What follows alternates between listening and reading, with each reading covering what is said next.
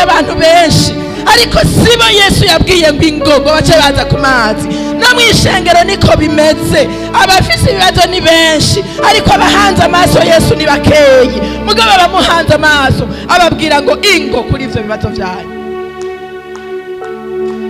Imana idufashe. Wabonye nta numwe ni bake basigaye, kuko ibibazo biri hose. Ko biri hose rero tugomba tubitambukeko mu izina rya Yesu. Ndagomba kubitambukako ibibazo vy'iwanje, ndabitambukeko. Haleluya.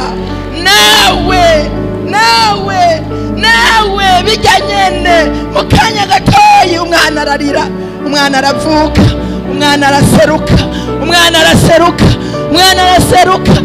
araseruka. Ibibazo uriko bigendagendeko. Ewe, haleluya. Petero niri nyene ndangirijeko.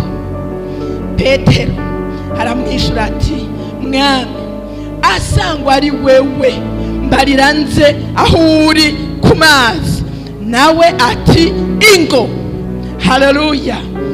Petero yururuka mu bwato agendesha amaguru ku mazi ngo aje aho Yesu ari.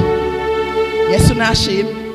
Agendesha amaguru ku mazi ngo aje aho Yesu ari. Nawe ndagomba ugendagende kuri ivyo bibazo uja aho Yesu ari. Ugendagende kuri ivyo bibazo uja aho Yesu ari. Ugendagende kuri ivyo bibazo uja aho Yesu ari.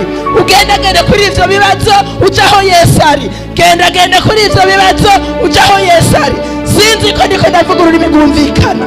Gendagende kuri ivyo bibazo. Gendagende kuri ivyo bibazo. Gendagende kuri ivyo bibazo.